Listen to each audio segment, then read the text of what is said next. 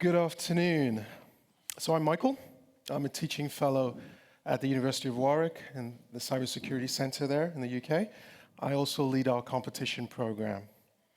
So it's very strange having a mic in your ear. So I would like to be clear from the onset, I'm the least interesting person here.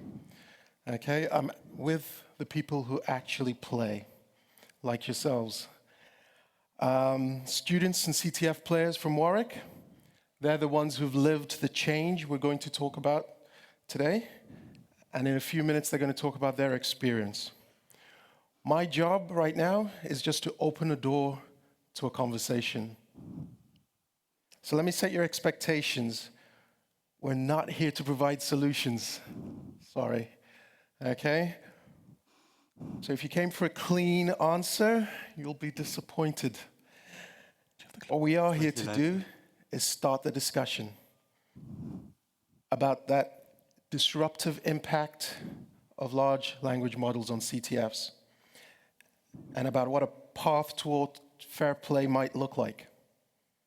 So over the past year, I've watched more and more as my students have shown a genuine and almost relentless interest in these events we call CtFs. And at the same time, I've watched the ground move under them. And it's that tension that's brought this panel together.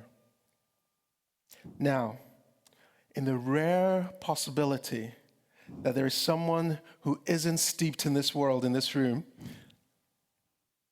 indulge me and let me just quickly tell you what a CtF is. Okay? CtF, for anybody who doesn't know, it stands for Capture the Flag. Cyber competition that's online or in person, built around solving challenges.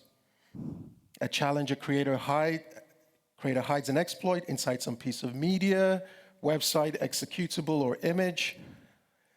The player's job is to find that exploit and capture the flag as fast as they possibly can. Faster solves of harder challenges earn points, the points produce a scoreboard, and the scoreboard produces winners. Okay, why should we care? Why should you care? Why should you care about this talk? Well, for as long as CtFs have existed, they've been more than a scoreboard. They've been a gathering ground for the community that orbits the cyber world, this community. Players sometimes find attack vectors that go well beyond what the creator intended. That curiosity, that compulsion to take something apart just to see how it breaks is the very spirit and engine driving our field. Now that scene has changed drastically, and recently with the arrival of large language models, like ChatGPT, Claude, tools that almost all of you have already folded into your daily work. These tools are redefining how the CtF scene has come to be completely. Historically, a CtF was a contest of knowledge and intuition. Increasingly, it's becoming a cost of pure speed and points, with little regard for the actual value of a solve. And here's what worries me most, and I know some of you worries you too. There's a real possibility that today's LLMs strip away the competitive spirit that makes CtFs a draw in the first place. The draw for some of the most talented security enthusiasts and the most capable cyber defenders of tomorrow. These are the stakes. So this is not an esoteric concern about a hobby. It matters, and it matters to all of us. It matters to industry. Industry should care because CtFs are where the next generation of talent is hones their knowledge and their skills and the capability you will be hiring tomorrow. It matters to academia. Academia should care because CtFs are the draw.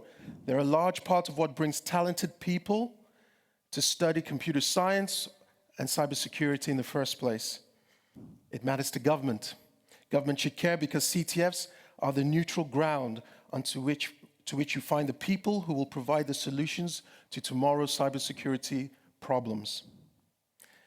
If the on-ramp narrows, or the thing it leads to stops being worth the climb, all of these stakeholders will feel it downstream.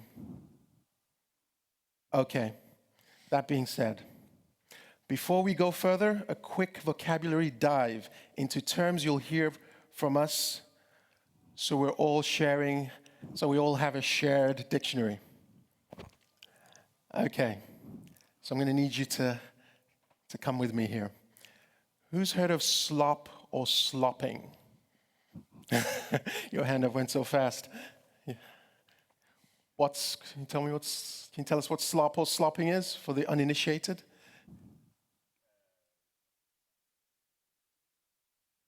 Absolutely. Using AI to solve a challenge.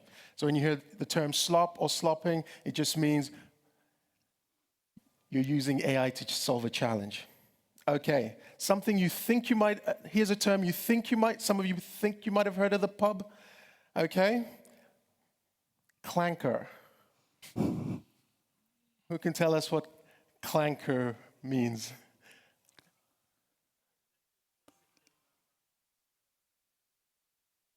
Sorry? Absolutely. It's a derogatory term for AI, clanker. Gives you an idea of what the community thinks a little bit about AI. And finally, vibe coding. Who can tell me what vibe coding is? Who can tell us for the uninitiated? What's vibe coding? Oh, come on. Alfie. Absolutely. It's programming the AI, using an AI prompt to write your code rather than doing it yourself. Fantastic. So with that shared vocabulary in place, let me hand you over to the people who've actually played through this change, starting with how we got here. Rob, would you like to take it away? Cool. Can you hear me okay? Yeah. Okay, cool. Yeah, thank you very much. I'd quite like to kind of read the room to start. How many people here have played a CTF? Can I get a show of hands? Almost everyone. Okay, how many people have used AI to solve a CTF challenge? There's some. Okay, less, which is maybe good. Okay.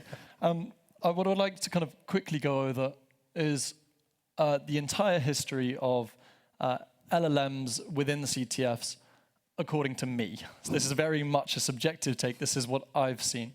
And I was definitely a bit of a latecomer to the party, but hopefully my experiences have converged with many of you in the room nearer the end. So to start off, I've been playing CTFs for maybe 6 or 7 years now, but November 2022, GPT 3.5 gets released to the masses, and the general public now have AI. And quite a few changes are made over the next 2 years or so. I was looking back through previous messages when I was playing CTFs to try and work out when I first started using them. In DICE CTF finals, I think, in 2024 in the summertime, I found one message that said, this is kind of just crap. I was trying to use it to write a client-side exploit. No good. But definitely to start, I was mainly using it as coding support, and it could do basic challenges. It was quite good at doing cryptography, unfortunately for harm here, because of the kind of text base. So this is, if you were trying to solve a challenge in maybe 2023, 2024, this is what you'd be looking at. You basically just copy and paste it into the web UI, and if you were really lucky, it might even give you a Python script that you could run and get the flag. But this is pretty much just for rudimentary challenges. And then come up to about August 2025. So we went out for DEF CON finals to play, and this for me was the real turning point. And up until now, I hadn't really been using LLMs in the same way, but Las Vegas was really great fun. I just turned 21. It was probably the perfect time to go. And the CTF was good too. But one of the most notable things that I remember at least was being sat in the audience watching the live CTF 1v1, which was very similar to the one played just before us, apart from AI was fully allowed. There wasn't any policy in place. And what was really interesting is that when Perfect Blue, one of the teams, played, they won. They solved the challenge, and the kind of virtual confetti went off. And their player, who had noise-cancelling headphones, continued hacking. And they didn't realize, and one of the organizers had to kind of shake them to stop and tell them they had won and come celebrate. And what happened is that Perfect Blue had a kind of slot machine set up, which had autonomously solved the challenge and submitted the flag without them realizing. And I was kind of sat in the audience, and this was a really big turning point. Like, an LLM was better than two of the top hackers in this kind of time scenario. So from this point onwards, I really dived in. October 2025, ECSC, the European Hacking Championship, which I think some people have seen, were also at. I'm sure the individuals who attended that as well will know that AI was used extensively throughout this. And we, the UK, were there for the first time, which was great. Thank you, Brexit. For the first time in about 6 years.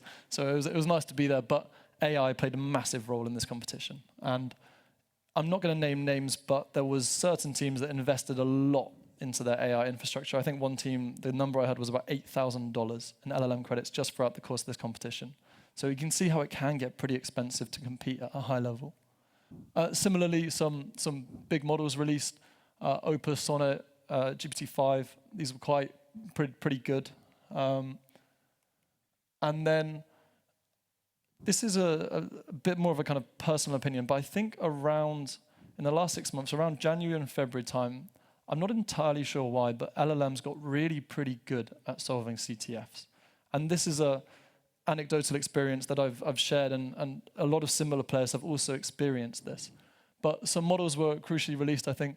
GPT 5.2 Codex, which was kind of more coding and cybersecurity specific. Opus 4.6, which had 1 million token inputs. A million input tokens.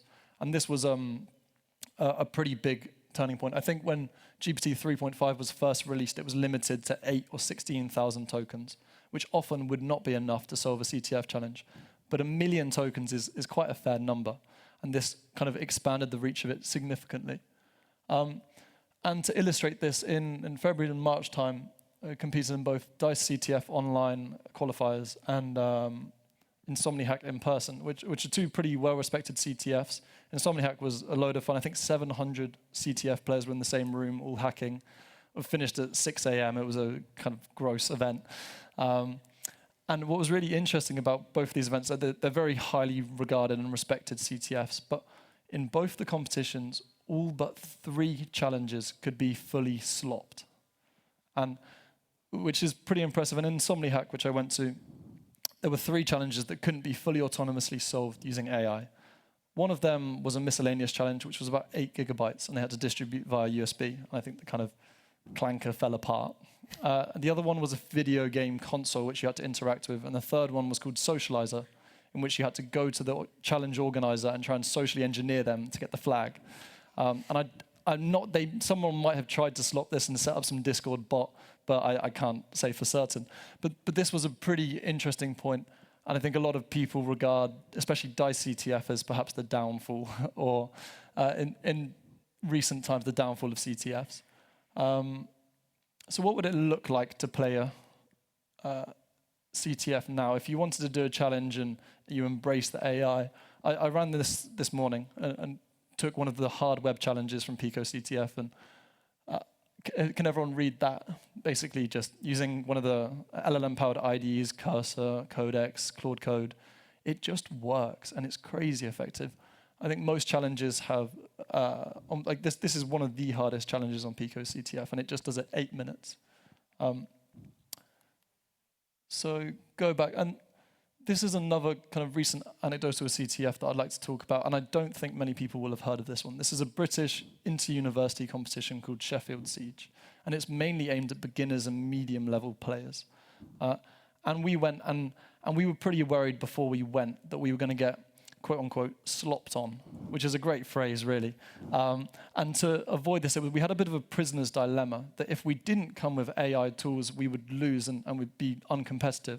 So we designed this kind of mutually assured destruction tool that would try and solve everything using AI. And the plan was to not use that.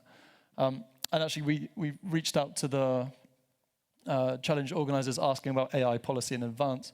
And I think I was quite hesitant to show this initially, and I really want to preface this by saying this is not to shame or ridicule the organizers. This is very, very important. And I think the competition scene moves so quickly. Unless you're playing CTFs every weekend, it can be quite easy to forget how good LLMs are getting. So we asked for the policy, and this was kind of the response. I've redacted their name, but basically said that like LLMs are not very helpful. They're not good at all. We don't need to worry about a policy. And then this is so we played the CTF, and it was really good fun, and we didn't need to use AI in the end. We just won. But after we spoke to the organisers and we ran the tool, and I'll try and show it running. It's kind of basically how it would work. It was a hack the box run the CTF that it would go download all the challenges from their API and spawn an agent for each challenge and then submit the flags. So all I needed to do was press go, and then we get the flags for all of these challenges. And it solved 20 challenges in under 10 minutes immediately, and solved everything. So this is, I think we called the tool Death of CTFs, actually. But pretty impressive to see. UK Cyber Team qualifiers, another one for this round, this year's ECSC. I'm just going to show you the leaderboard that happened. There was no AI policy again. And it's pretty difficult to make out, but each of these time chunks is 10 minutes. So 35 challenges solved in under 20 minutes is pretty nuts. And normally when you see this on a leaderboard, you'd think that people have just been flag hoarding. They've been saving up all the flags until the very end when they dump them. Apart from right here, this is when the CTF began. So someone solved 35 challenges in, I think about 10 minutes on the first one, the first line there. So unless someone was maybe selling CTFs from the organizer team, like it has to be LLMs. And to stay competitive and to qualify, you really need to be playing with LLMs because it's very much based on time, who can solve them the quickest. So it's a bit of a tricky dilemma. And kind of notable honorary mention, Grey CTF. Is anyone from NUS Grey Hats in the audience? We know they played earlier. There's one. I think everyone else might have gone to bed. Fair enough. So this I didn't compete in. I just played for fun, and a couple of the challenges were really good. But kind of an honourable mention on Twitter. So Zain, who's a pretty well-respected Singaporean player, set up this CTF solving platform from their phone. And what's kind of crazy is that it worked. It solved 30 out of 35, with the main limit being that they just hit their usage limits on Claude and Cursor, and that was the reason they couldn't really complete the rest of the challenges. So this is roughly where we're up to. This is the state of AI at the minute, and we can go back to this. And models are being released all of the time. So Opus 4.8 was released just last week, and I don't think it's going to slow down. But I kind of, to make it a bit less subjective, who should you listen to? Well, the government. So the UK's AI Security Institute published a benchmark on CTF challenges. And the latest GPT 5.5 model is really, really good, essentially. It can solve almost 100% of the kind of medium to hard difficulty challenges, and 70% of the most extreme ones that they could possibly conceptualize that really imitate real-world exploitation. So pretty impressive, and the trends are only going up. Is kind of the point that we had to take. So thank you. I'm going to hand over to Harmony to talk a bit more about the problem at hand. Hello. Well, my name is Harmony, as was mentioned before, and I've been in this field for quite some time. Actually, I've been playing CTFs for a decade now, and I've mostly been doing crypto, stag, and forensic challenge, so I'm pretty confident in saying that I thought that I had seen the worst. Over this time, this decade is very long, many events have happened, and some of them has really changed the meta in ways that I had never considered. One clear example is RSA CTF tool. I was there when it appeared, and it's a very nifty Python tool that just automated most of the basic, intermediate RSA challenges, and that's pretty much a tool that you see in every single crypto player nowadays, just because it's so useful and there's no reason not to have it. Another one would be Anger, another Python tool, which provides a platform for higher level binary analysis. I wish I could tell you more about what that means, but I only understand maths. However, none of these tools have had an impact even remotely comparable to the advent of LLMs.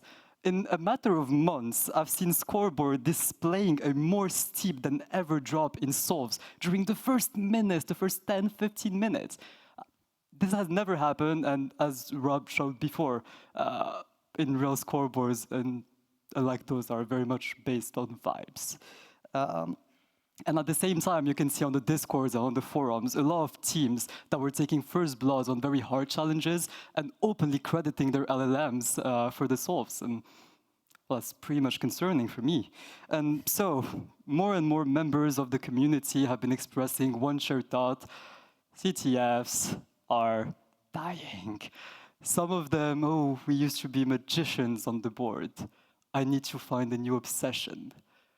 I think it's finally time to retire. Or my personal favorite, CtFs are dead, long live CtFs. A visionary, because that was 6 years ago. Faced with this claim, the community exhibits a strong polarization of opinions. Some argue that LLMs and using LLMs is cheating.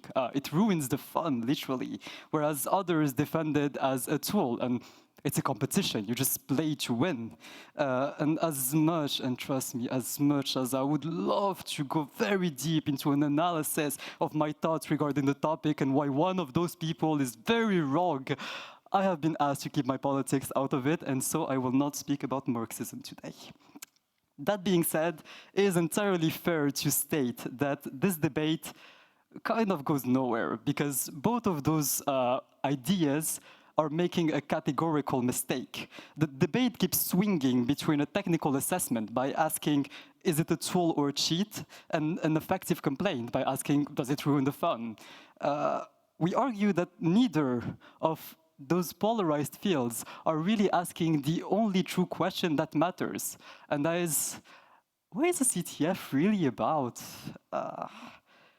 Without an explicit purpose expressed by the organizers and the community as a whole, CtFs don't really have a meaning. You can play for fun, you can play to win, you can play to learn. Nobody really knows. As mentioned before by Michael, the CtFs themselves have very high stakes for the cyber world and all the people that have a genuine interest for security, money, whatever. But the players don't care about that. They have their own ideology. They play for their own reasons. And up until now, those ideologies and reasons have had little impact on the scene itself. And now it really does. The LLM debate is heavily polarized because people are playing two different games on the same scoreboard. This is the game of life, by the way. I had a lot of fun doing this. On one side, you have the instrumentalists, which have a philosophy called competition as outcome. In this vision of the world, victory is the only goal. Prompt engineering is a skill, and inference speed, or using the latest model, is no different from having a fast GPU. If the tool gets the flag, the tool gets the flag. On the other hand, you have the traditionalists, which play competitive as process. An arete-based, Google it, I'm not going to explain that one, arena for cultivating human excellence. Under this view, an LLM solve is to some extent counterfeit. It bypasses the intellectual struggle required to forge tacit knowledge, and it bypasses the human excellence required to solve very hard CtF challenges. Pre-LLM tools were tolerated because they acted as cognitive prosthetics. They sped up execution and allowed you to go faster than you could before, sure. But players still had to identify the vulnerability, pick the right tool, change the exploit, understand the output, all kind of stuff. The human remained the main orchestrator behind the solve, whereas LLMs rupture that boundary by attempting to automate the reasoning itself. The player becomes a middleman, just validating the machine's output and the AWS bills. Under this vision, we note that using LLMs just to ask trivial questions is kind of an edge case, and to answer that question, I just ignore it.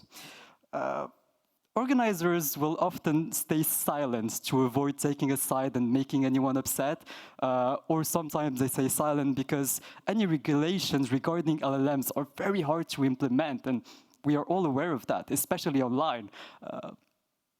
Do with that what you want. But we also argue that silence is anything but neutral, and there is no neutrality in this debate. In an unregulated competitive environment, outcome-maximizing strategies always win. On a scoreboard, you can value the knowledge and ability to learn and all the fun you've had all you want. It is meaningless compared to points and speed. Focusing on a specific category now, cryptography has arguably taken the hardest hit out of all CTF categories. Cryptographic challenges are often open source based on, please, no phone, are open source. They're often based on human readable text and code and easy to test locally as well. And so, by design, easy and medium crypto challenges often revolve around vulnerabilities that have been thoroughly explored and documented. And so, by design, easy and medium crypto challenges are very prone to being solved by LLMs, unfortunately. Never again will I have to suffer through the RSA Oracle padding attack that every other CTF thinks it's a good idea to have. And I'm loving this, and that is because end-to-end, these challenges can be solved by agentic models in speeds that are unreachable and feasible for humans. I've done these challenges maybe 1,000 times by now, and I cannot rivalize against an LLM. There's no point in denying that. The ceiling, however, remains absolutely untouched. Advanced lattice-based cryptography, complex elliptic curved isonoses. Some cryptographic challenges require some human intuition and tears and struggle to find a solution, otherwise unreachable by attempting to just crunch through the maths, unfortunately for some of us. This effect in academia is known as the stochastic parrots effect of LLMs. LLMs, despite whatever we want to think about them and how much we want to humanize them, just recombine statistical patterns based on their training data, the prompt, the context, and whatnot. However, when it comes to thinking from first principle reasoning, deriving some non-standard algebraic expressions, or exploiting some weird vulnerability and interaction in some unknown protocol, LLMs are likely to hallucinate, loop endlessly, or just do nothing. They fail simply because there is no prior pattern to copy. I personally still play crypto manually. It often implies that my team on any given challenge and any given CTF is the 100th team to get the flag, which is quite sad. And it also implies that to some extent my efforts are meaningless. Or rather, they are meaningless in terms of points. I sincerely believe that practicing and implementing attacks manually, and especially training myself and my brain to spot the different patterns that allow such and such exploits to work or not, is what allows me to train my deep mathematical reflexivity. And it's that training that will allow me, possibly, no certainty, to create novel exploits in the future. However, I also worry about the players coming up. The two ideals I've been speaking of so far are very idealized, but they don't cover the entirety of the field, and many of you have been thinking that so far, I'm sure of. What about new players? Are new players technically short-circuiting the struggle that teaches you real cyber? It's very much an ungrateful field, and there is a lot of struggle and trial and error, and relying on an LLM doesn't teach you that. You just go straight to the answer. When an LLM solves a classical RSA challenge, before a beginner player even understands why that weakness comes to exist, they get the flag. Sure, they get the short-term reward, but there is also no skill and genuine knowledge on which they can build more complex ideas later. This kind of behavior tends to induce very classical Dunning-Kruger effect. The LLM gives the illusion of competence, but that illusion is actually masking an atrophy in first principle reasoning. It literally stunts the talent pipeline and forces us to ask whether participation in CTFs still delivers the learning and that justifies the effort.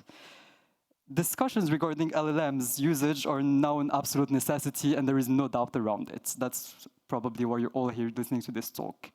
But the implementation of those solutions do not come naturally, unfortunately.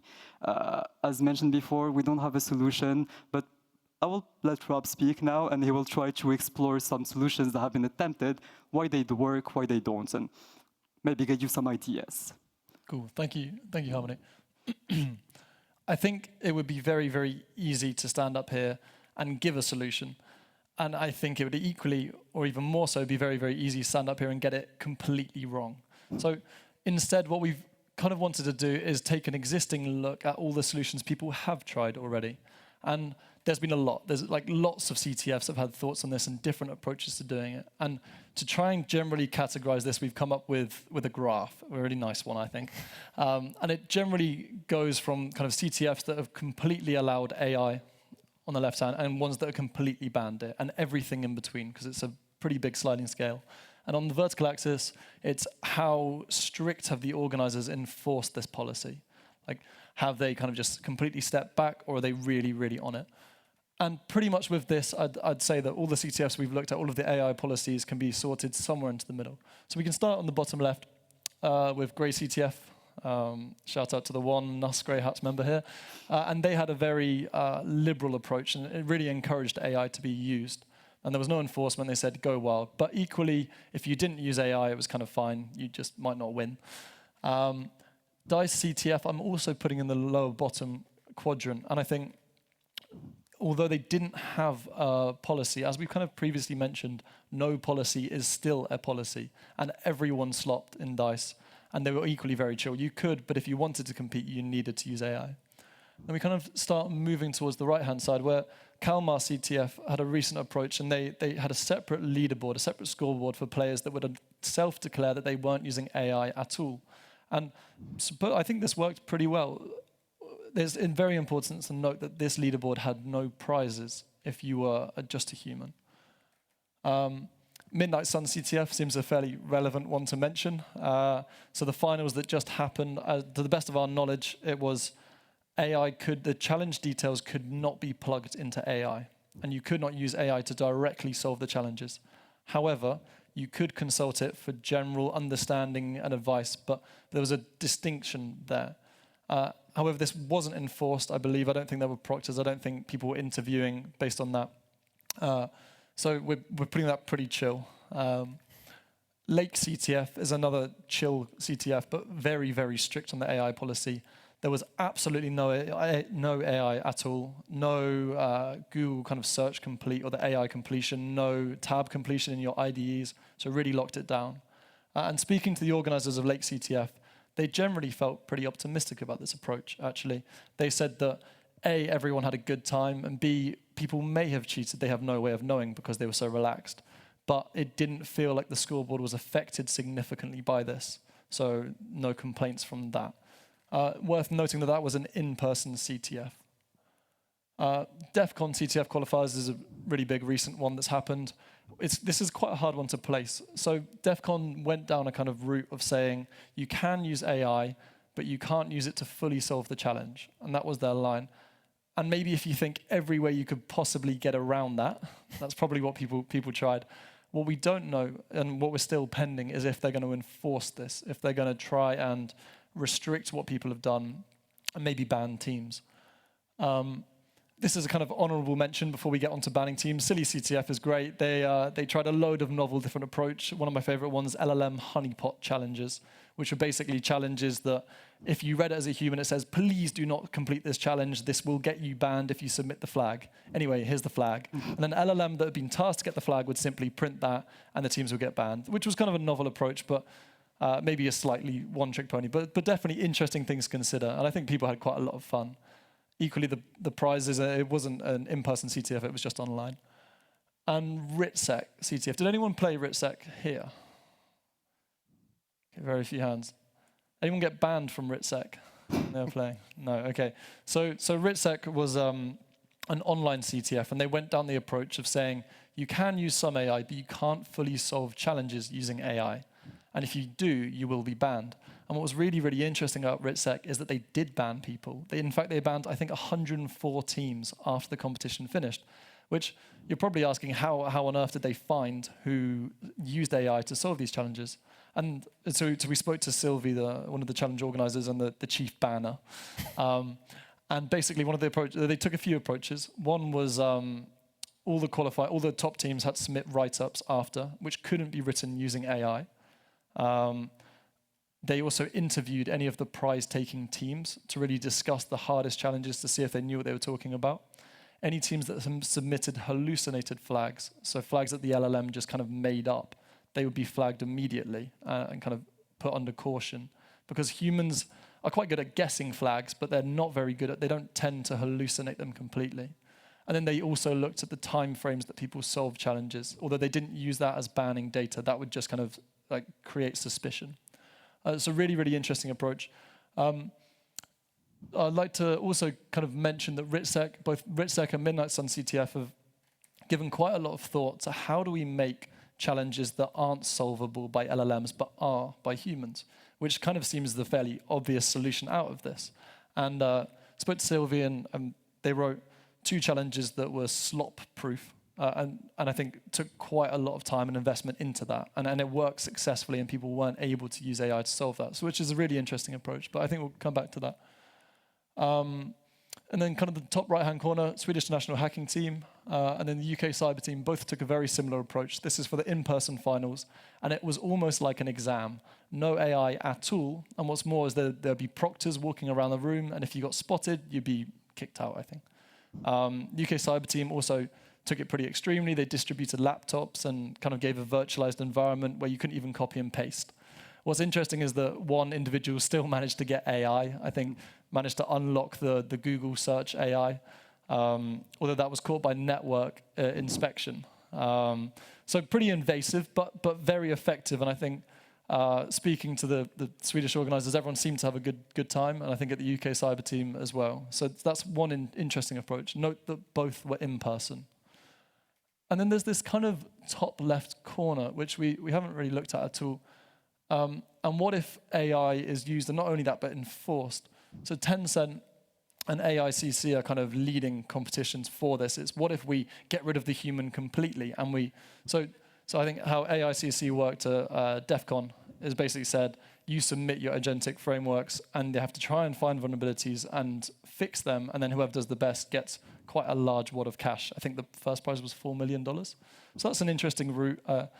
It would be nice to have that sort of prize money for the other CTFs. But so this is kind of quite a broad look at all of the CTFs, or at some of the CTFs and their approaches. But it's a little bit difficult because this is quite two-dimensional. It'd be very easy if you were a CTF organizer to just look at this and kind of place yourself somewhere on this map and create an AI policy accordingly. But I think it's really worth talking about how effective these policies are as well. So kind of would like to bring it to this general point of risk versus reward for the players. This is very much, if I'm a player and I want to cheat the policy and I want to use AI because they give me a real competitive advantage, should I? And this is kind of a fun game to play. And what's really important is the risk of getting caught. What happens if you get caught, and how easy is it to get caught? So for an in-person CTF, it's much, much easier to get caught because someone can just look over your shoulder or kind of can ask you immediately. Online, it's much trickier. And then you could face, I don't know, public shame or humiliation or being banned. The reward, I think for something like DEF CON is pretty great. The reward of winning and qualifying for DEF CON, it is the most internationally recognized CTF. Can be great for your CV, like really good for the ego. And then you get to go to Las Vegas for the finals. So the reward of doing that is quite strong. And actually speaking to a friend who did qualify, we were kind of talking about wanting to take a moral stance and use AI as according to their rules. And this is what he sent me, which basically he was saying, do you care more about your personal pride in following the rules or qualifying and cheating? Which is kind of an interesting, he said he's proud to announce that quote, but I'm going to blur his name out anyway. So it's a really interesting one. And I think if you are a challenge organizer, you really need to think about how could we try and enforce the AI policy, which is a really tricky problem and probably fits on somewhere. Like there's probably a third dimension to it in how strict you want to go. Do you want to increase the risk, lower the reward? But a really, really interesting problem. So yeah, so lots and lots about potential solutions, and we'd very much like to chat about this further. We've had some ideas, which we'd be happy to discuss over beers. But I'm going to hand over to Gigi now to kind of discuss a bit more and maybe a bit of a call to action as well. Yep. Thank you, Rob, for sharing like how many years of experience have you been playing CTF? 6 or 7. 7 years of CTF experience. Woo, 7 years of experience playing CTF. Okay, the crowd is alive now. It's great. Third, I have 10 minutes, and I wanted to make it more interactive. So why should we care? I think I don't need the answer. All of you who are here, you're interested in this topic. You care about it. We know the LLM has ruined the scene, but not really. Why? Young kids, your friends from college who quit CTF because they have never made it to the podium. You have solved challenges faster than them, but today they can solve challenges like you as well with the help of LLM.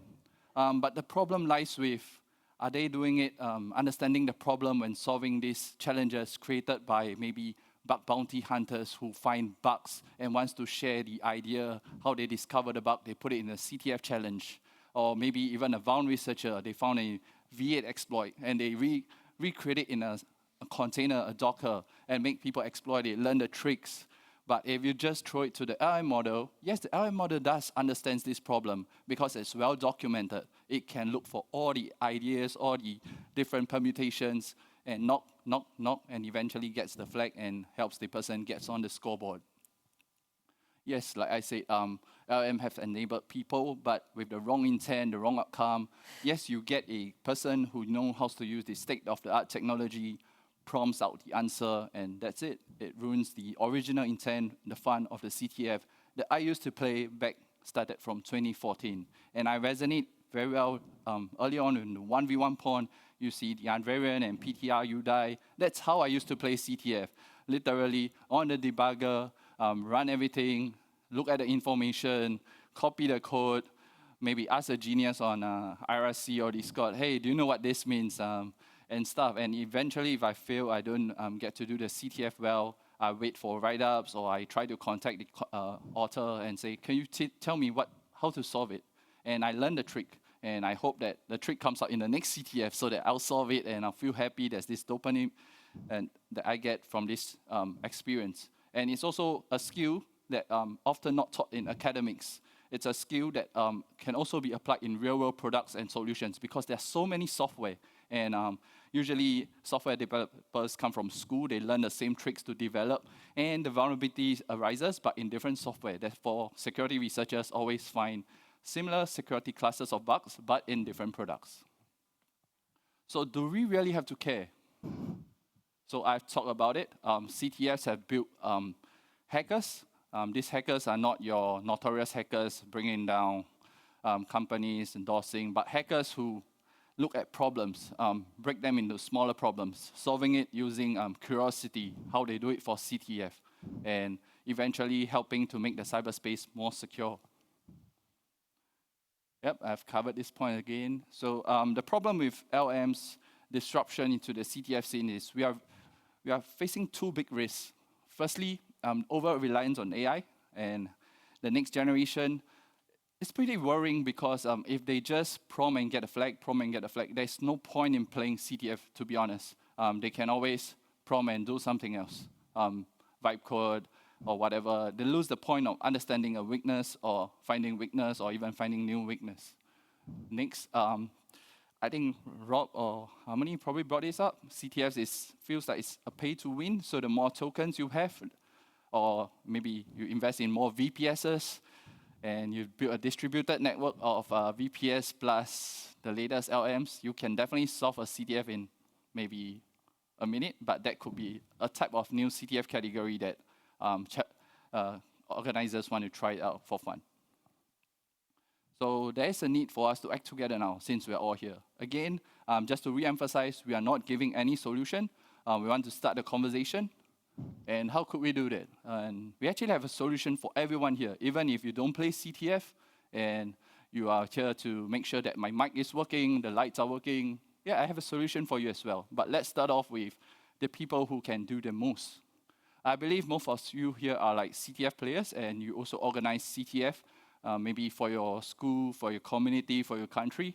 So what you can do is you can start thinking about AI policies on CTF, like what Rob has shared.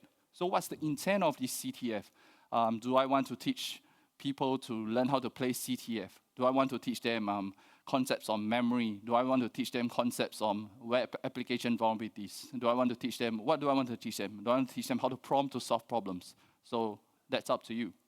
Next, I see many people who used to play CTF is now in the industry, or even in your industry, you're moving up to leadership positions. Organizers will look for you to be sponsors. As sponsors, usually they ask, hey, as a sponsor, you're helping us. How can we help you? So as a sponsor, you actually have the power to influence. Maybe you say for the CTF, as I'm giving out the prizes, I hope that the CTF will be run in a non-LM model, meaning players do not use LM to solve, so that we continue to build a tradition of good hackers. Or not say good hackers, but smart hackers that doesn't need LM dependent, though LM can be used to improve many things that they do. That's someone who expressed their feelings about CTF. So if you're a player like me, or maybe I'm no longer a player, I'm not that good anymore, I feel this is a challenge that we are actually facing. I'm not sure how many of you resonate, but based on the past 3 months, I've been playing a few CTFs. I look at the scoreboard, it's really very dominated by LM solves, so it's worrying. I challenge you to take on this challenge. If you are organizing CTFs or your friends organizing CTFs, talk to them, help them think about how to solve this problem. And if your CTF is good, you manage to solve it, I believe the world will be watching and will be influencing each other, just like how DEF CON qualifiers is working with Lake CTF, Kamal CTF on this AI policy, whereby they have human-led, low AI and no AI kind of category, and it's starting with this voluntary purpose, and eventually it will move on, and hopefully we'll bring back the old CTF purpose. Yep. And if you're new to this, I hope you are listening a lot, because you have no experience in CTF. Both Harmony and Rob have shared everything they've seen happening, and spread the message. Help us out. And with that, I thank you for your time. Thank you for listening. In Swedish, is what I heard is tack tack.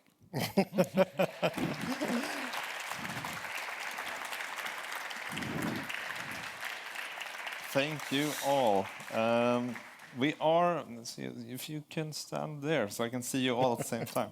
So thank you very much. It was very interesting. I have a lot of questions. I'm sure the audience have as well. We are running out of time, so you would have to fetch the questions down on the floor or outside. I will just start. Thank you all. That was the plan, by the way. Yeah. One thing, I missed out the plan. So we knew we would likely overrun, or the 1v1 would be so exciting that we have lesser time. So if you want to have a talk on this, please catch us at the networking session after Alfie's talk. Thank you. Yes. Thank you. A big round of applause for all of them and, from the University of Warwick.